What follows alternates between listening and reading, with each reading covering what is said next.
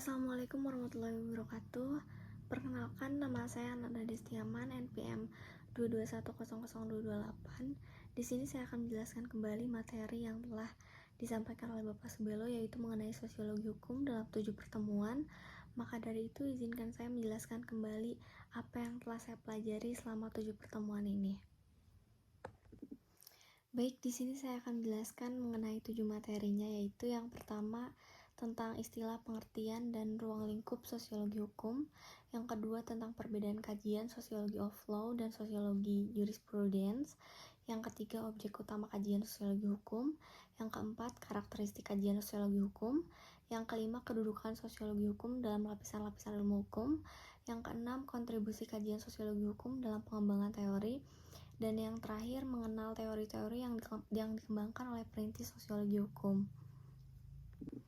Baiklah, langsung ke materi yang pertama, yaitu mengenai pengertian dan ruang lingkup sosiologi hukum. Sosiologi hukum adalah ilmu yang mempelajari hubungan antara hukum dan fenomena sosial lainnya secara empiris dan analitis. Ruang lingkup sosiologi hukum ini mencakup dasar-dasar sosial dari hukum atau basis sosial dari hukum yang merujuk pada kaitan yang ada antara hukum dan masyarakat. Sosiologi hukum juga mengkaji efek-efek hukum terhadap fenomena sosial lainnya, seperti hukum penanaman modal untuk fenomena ekonomi, hukum pemilu untuk fenomena politik, hukum hak cipta untuk fenomena budaya, hukum pendidikan tinggi untuk fenomena pendidikan. Lalu ada materi yang selanjutnya, yaitu sosiologi of law dan sosiologi jurisprudence. Ini merupakan cabang ilmu hukum yang memiliki perbedaan dalam pendekatan dan fokus penelitian.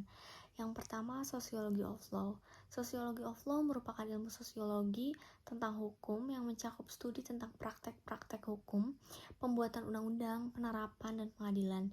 Sosiologi of law mempelajari hubungan timbal balik antara hukum dan masyarakat, dan berusaha menjelaskan mengapa praktek hukum yang demikian terjadi. Sosiologi of law menggunakan pendekatan dari masyarakat ke hukum, di mana hukum tergantung dengan masyarakat. Sedangkan sosiologi jurisprudence, yaitu ilmu hukum sosiologis yang merupakan cabang ilmu hukum yang membahas tentang fenomena hukum di masyarakat. Sosiologi jurisprudence melihat hukum sebagai produk sistem sosial dan sebagai alat untuk mengontrol dan mengubah sistem tersebut. Pendekatan ini dilakukan oleh pendekatan hukum masyarakat, di mana hukum berkembang bersama masyarakat. Yang selanjutnya yaitu mengenai objek utama kajian sosiologi hukum, yaitu hukum sebagai sistem kontrol atau government social control. Sosiologi hukum mengkaji hukum sebagai perangkat kaidah khusus yang berlaku dan dibutuhkan untuk menegakkan ketertiban dalam suatu kehidupan masyarakat. Yang kedua, proses pembentukan warga masyarakat sebagai makhluk sosial, yaitu sosiologi hukum menyadari eksistensinya sebagai kaidah sosial yang ada dalam masyarakat, yang meliputi kaidah moral, agama, dan kaidah sosial lainnya. Yang ketiga adalah landasan sosial hukum. Sosiologi hukum mengkaji hukum nasional seperti Pancasila Indonesia, yang landasan sosialnya adalah Pancasila, yang memiliki sifat gotong royong, musyawarah, dan kekeluargaan. Dan yang keempat, pengaruh hukum terhadap fenomena sosial lainnya, yaitu sosiologi hukum mengkaji efek-efek hukum terhadap gejala-gejala sosial lainnya, seperti hukum penanaman modal, hukum pemilu, hukum hak cipta, dan hukum pendidikan tinggi untuk fenomena pendidikan dan lain-lainnya. Yang kelima itu hukum sebagai produk sistem sosial dan alat untuk mengontrol mengubah sistem tersebut. Sosiologi jurisprudence melihat hukum sebagai produk sistem sosial dan sebagai alat untuk mengontrol dan mengubah sistem tersebut. Dan yang terakhir ini studi hukum yang sistematis, berbasis teori dan empiris, secara keseluruhan atau perspektif pengalaman sosial atau praktek sosial di lapangan. Sosiologi hukum digunakan untuk menetapkan hukum dan keadilan sebagai institusi fundamental dalam struktur standar masyarakat. Baik, kita ke materi yang keempat, yaitu karakteristik kajian sosiologi hukum. Yang pertama, mempelajari hubungan timbal balik antara hukum dan gejala-gejala sosial. Yang kedua, ilmu yang berisikan generalisasi tentang fenomena masyarakat. Yang ketiga, mengungkap sebab-sebab ketimpangan antara tertib masyarakat dan tertib masyarakat dalam kenyataan.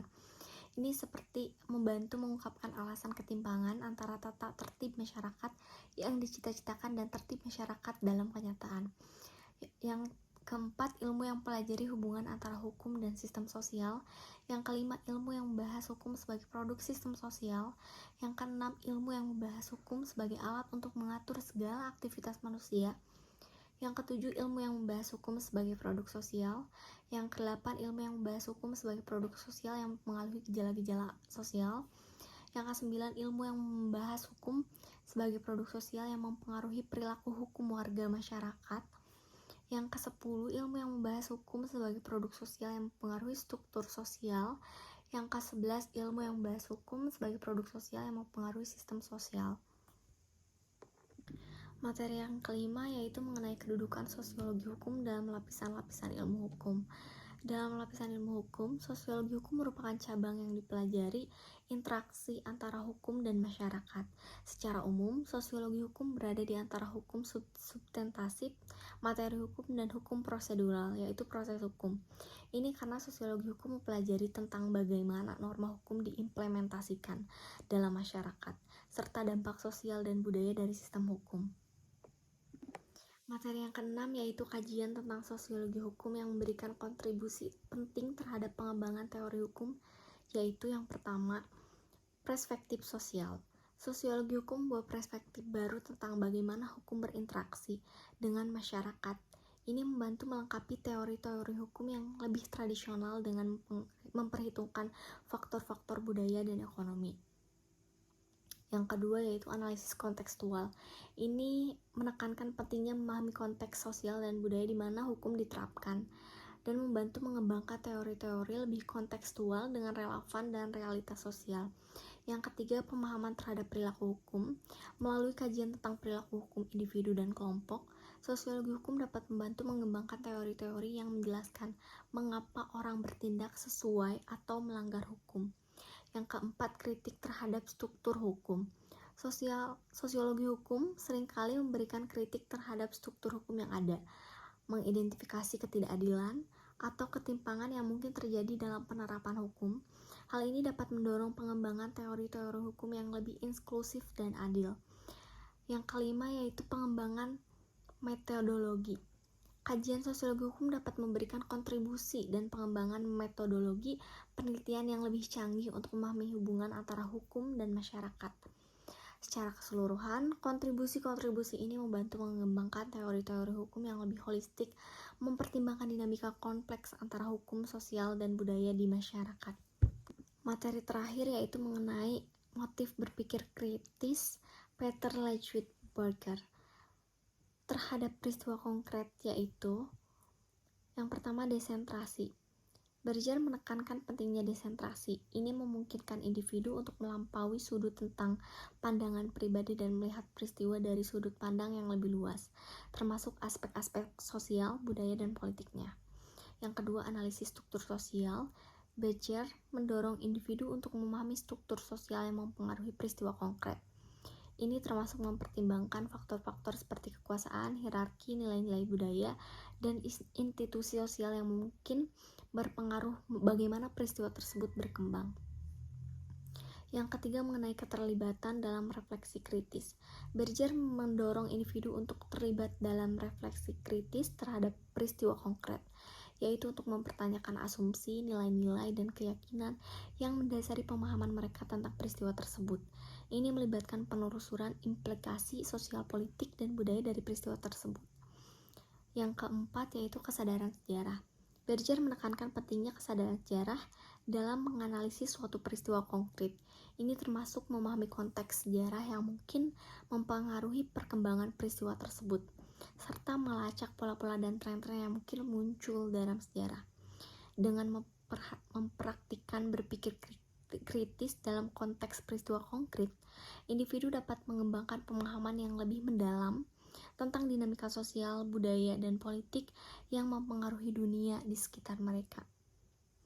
Hanya itu yang dapat saya sampaikan. Mohon maaf bila ada kesalahan. Wassalamualaikum warahmatullahi wabarakatuh.